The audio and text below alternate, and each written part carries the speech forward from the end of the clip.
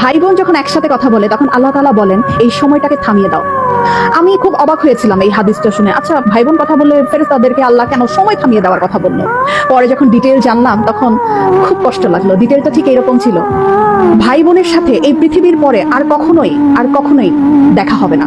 হাসরের ময়দানে না, আখিরাতে না, কিয়ামতের পরে না, জান্নাতে না, জাহান্নামে না, কোথাও না। বাবা মার সাথে দেখা হওয়ার সম্ভাবনা আছে, স্বামী স্ত্রীর সাথেও দেখা হওয়ার সম্ভাবনা আছে, ছেলে মেয়ের সাথেও দেখা হওয়ার সম্ভাবনা আছে, কিন্তু ভাই বোনের সাথে সম্পর্ক শুধুমাত্র এই পৃথিবী পর্যন্তই।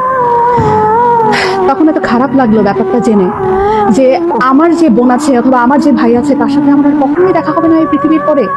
মানে মরে যাওয়ার পরে তার সাথে আর আমার কখনোই কথা হবে না। এত ক্ষণস্থায়ী একটা সম্পর্ক আমাদের। যারা সম্পত্তি নিয়ে ঝামেলা করে ভাই বোনের সাথে কথা বলে না, যারা অনেক ঝগড়া বিবাদের কারণে ভাই বোনদের সাথে কথা বলা বন্ধ করে দেয়, তারা না করেন না এই ব্যাপারটা। সময়টা না খুব কম, আমাদের খুব কম।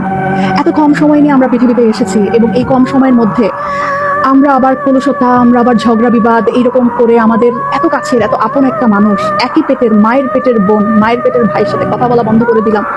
এই মানুষগুলোর সাথে তো আমাদের আর পৃথিবীর পরে দেখাও হবে না, কথা হবে না। কি দরকার মনে এত কষ্ট রেখে?